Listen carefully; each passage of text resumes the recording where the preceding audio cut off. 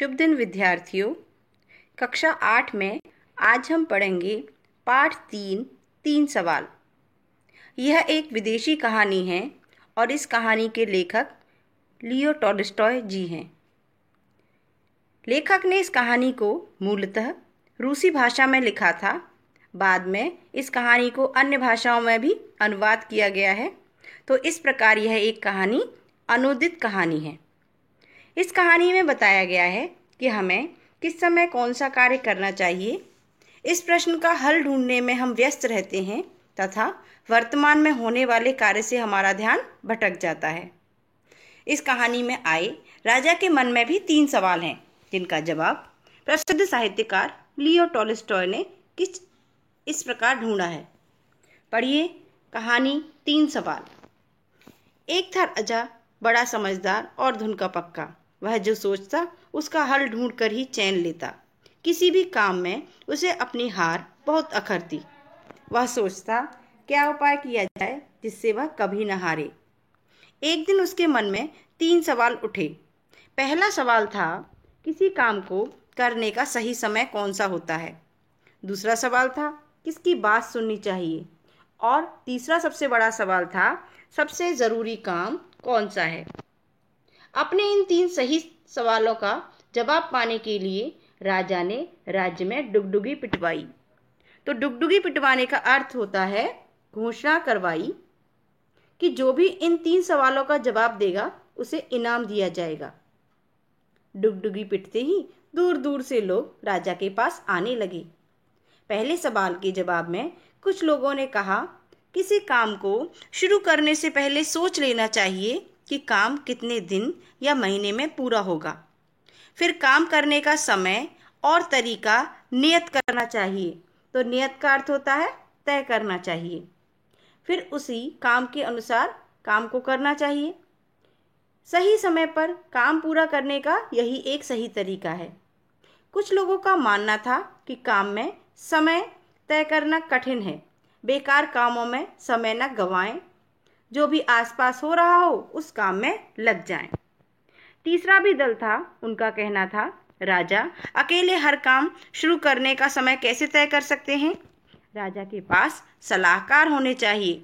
तो सलाहकार का अर्थ होता है बच्चों सलाह देने वाले लोग। उनकी मदद से राजा तय कर सकता है कि काम कब और कैसे किया जाए। लेकिन कुछ लोग भी थे, उनका कहना था हर काम का समय पहले सोचना कठिन है, इसलिए आलस में समय न बिताएं।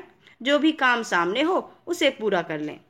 किसी ने कहा कई बार सलाह लेने का समय नहीं होता, लेकिन जवाब तुरंत चाहिए। तब सही जवाब केवल जादूगर ही दे सकते हैं। बस वे जादू से सब कुछ जानकर राजा को बता देंगे। इस तरह दूसरे सवाल के कई जवाब थे। कुछ लोगों का कहना था कि राजा के लिए सलाहकार बहुत ज़रूरी होते हैं। कुछ पुजारी और कुछ वैद्य को ज़रूरी बता रहे थे। किसी ने राजा के लिए सबसे अधिक आवश्यक सैनिकों को माना। तीसरे सवाल के जवाब भी कई थे। सवाल था सबसे ज़रूरी काम कौन सा है। कुछ ने कहा दान विज्ञान, तो कुछ ने रणनीति, किसी ने कहा दान धर्म। सारे जवाब अलग अलग थे। राजा को एक भी जवाब सही नहीं लगा। राजा ने सुना कि पास के जंगल में बरसों से एक साधु तप कर रहे हैं। तो तप करने का अर्थ होता है तपस्या कर रहे हैं। वे केवल साधारण जनों से मिलते हैं, अर्थात वे आम लोगों से ही मिलते हैं। उनके ज्ञान की चर्चा बड़ी दूर दूर तक थी। अपने सवालों का जवाब पाने के लिए राजा ने मन ही मन उनसे मिलना तय किया, तो निश्चित किया। दूसरे दिन राजा ने राजसी पोशाक उतारकर साधारण कपड़े पहने। कुछ अंगरक्षकों को साथ लिया। तो अंगरक्षकों का अर्थ होता है बच्चों राजा की रक्षा करने वाले लोग। घोड़े पर सवार होकर राजा जंगल की ओर चल दिए। काफी देर बाद पेड़ों के झुरमुट में उसे साधु की झोंपड़ी दिखाई दी। राजा घोड़े से उतर गया। उसने अंगरक्षकों को वहीं खड़े रहने का आदेश दिया। फिर राजा पैदल ही साधु के पास पहुंचा। राजा ने देखा साधु बड़ी लगन से झोंपड़ी के सामने की जमीन खोद रहे थे। उनका शरीर दुबला पतला था। कुदाल से उठते समय वे जोर जोर से सांस ले रहे थे, अर्थात वे थकान का अनुभव कर रहे थे। राजा को पास आता देखकर साधु रुक गए। उन्होंने राजा का अभिवादन किया, फिर अपने काम में लग गए। राजा बोला, मैं आपके पास अपने कुछ सवालों का जवाब पाने की आशा लेकर आया हूँ। मेरा पहला सवाल है, किसी काम की शुरुआत करने के लिए सही समय कौन सा है? दूसरा, मुझे किन पर ज़्यादा ध्यान देना चाहिए? और तीसरा, यह कैसे पता लगे कि सबसे अधिक ज़रूरी काम क्या है? मुझे सबसे पहले क्या करना चाहिए? सवाल सुनकर साधु ने कोई जवाब नहीं दिया। वे अपने काम में जुटे रहे। राजा कुछ देर चुपचाप खड़ा रहा। साधु कुदाल चलाते, मिट्टी हटाते और हाँफ उठते। यह देखकर राजा का मन पसीज गया।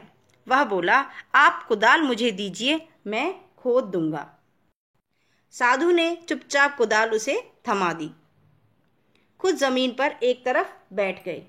1 घंटा हुआ, दूसरा हुआ, राजा खोदता रहा। जब सूरज पेड़ों के पीछे छुपने लगा, तब कुदाल एक तरफ रखकर राजा साधु से बोला, मैं आपके पास 3 सवाल लेकर आया हूँ। आपने मेरे सवालों का जवाब नहीं दिया। यदि आप मेरे एक भी सवाल का जवाब नहीं जानते तो मुझे बताएं, मैं लौट जाऊं। इतना सुनकर भी साधु चुप रहे। तभी किसी के दौड़कर आने की आवाज़ होती है। साधु ने कहा, आओ देखते हैं कौन आया है। राजा ने मुड़कर देखा, एक आदमी दौड़ता हुआ वहीं आ रहा था। वह दर्द से कराह रहा था। उसके पेट से खून बहकर पैरों पर गिर रहा था। राजा के पास आकर वह कुछ बुदबुदाया। तो बुदबुदाया का अर्थ होता है धीमे स्वर में बोला। फिर बेहोश हो गया। राजा और साधु ने मिलकर उसे जमीन पर लिटाया, उसके कपड़े ढीले किए। उसके पेट में बहुत बड़ा घाव था। राजा ने उसका घाव धोकर पट्टी की, पर वह पट्टी खून से भर गई। राजा ने फिर खून को साफ किया और दूसरी पट्टी बांधी। 2-3 बार पट्टियां बदलीं, तब कहीं जाकर उसका खून बहना बंद हुआ। उस आदमी को होश आया और उसने पानी मांगा। राजा ने ताज़ा पानी लाकर उसे पिलाया। शाम ढल आई थी। हवा ठंडी हो चली थी। बाहर लेटा आदमी ठंड से कांप उठा। राजा और साधु ने मिलकर उसे झोंपड़ी के भीतर सुलाया। वह आंखें बंद किए चुपचाप बिस्तर पर लेटा रहा। यह सब करते करते राजा बहुत थक गया था।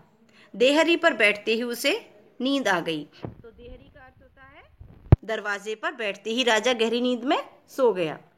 दूसरे दिन सुबह उसकी आंख खुली तो उसे समझ न आया कि वह कहाँ है। सामने लेटा हुआ बीमार आदमी कौन है, वह उसे एकटक देखता रहा।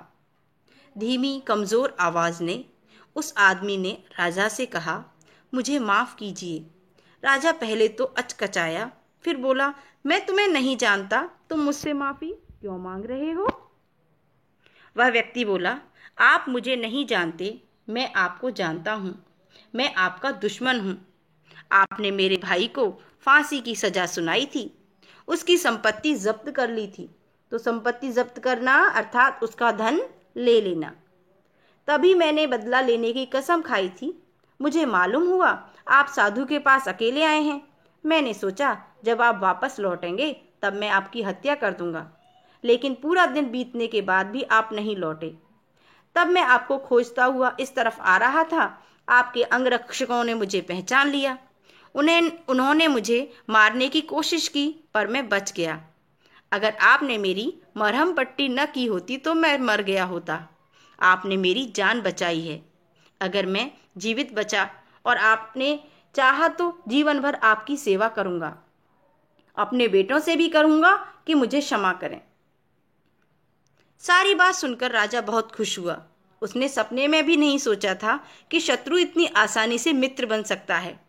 राजा ने उसे माफ कर दिया, विश्वास दिलाया कि लौटकर उसकी देखभाल का पूरा इंतजाम करेगा। राजा झोंपड़ी से बाहर आया, साधु के पास जाकर बोला, मैं अंतिम बार अपने 3 सवालों के जवाब आपसे मांग रहा हूँ। साधु घुटनों के बल बैठे उन क्यारियों में बैठे बीज बो रहे थे जिन्हें उन्होंने कल तैयार किया था। साधु ने राजा से कहा, राजन, तुम्हें तुम्हारे सवालों के जवाब मिल चुके हैं। राजा हैरान हुआ और बोला, मैं समझा नहीं। साधु बोले, क्या तुम्हें मालूम नहीं?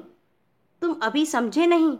कल तुम्हारे मन में मेरे लिए दया न आई होती तो तुम चले गए होते। तुमने ये क्यारियां तैयार न की होती। राह में यह आदमी तुम पर हमला करता, मेरे पास रुकने के लिए तुम पछताते। जब तुम क्यारियां तैयार कर रहे थे, वही सबसे सही समय था। तब सबसे महत्व का आदमी मैं था। उस समय मेरा काम सबसे ज़रूरी काम था। जब वह आदमी दौड़कर हमारे पास आया और हमने उसकी मरहम पट्टी की, वही सबसे सही समय था। अगर तुम उसकी मरहम पट्टी न करते तो वह मर गया होता। इसलिए उस समय वही सबसे महत्व का आदमी था। तुमने उसके लिए जो भी किया, उस समय वही तुम्हारा सबसे ज़रूरी काम था। हमेशा याद रखना कि सही समय पर वही होता है जब हमारे पास किसी भी तरह की शक्ति होती है। सबसे महत्व का आदमी वह होता है जिसके साथ हम होते हैं। कोई नहीं जानता कब क्या होगा। सबसे ज़रूरी काम है अपने सामने संकट में पड़े आदमी की सहायता करना। इसलिए हमें जीवन मिला है। दूसरों के काम आने में ही जीवन की सफलता है। इतना कहकर साधु चुप हो गए। साधु का जवाब सुनकर राजा को संतोष हुआ। राजा ने आदर से उनको प्रणाम किया, फिर उनसे विदा लेकर अपने महल में चल दिया। इस कहानी से हमें शिक्षा मिलती है कि समय और कर्म का महत्व समझना चाहिए। दया भावना से दूसरों की सहायता करनी चाहिए। विद्यार्थियों, अब आप भी इस कहानी को ध्यानपूर्वक पढ़ेंगे और समझेंगे। धन्यवाद।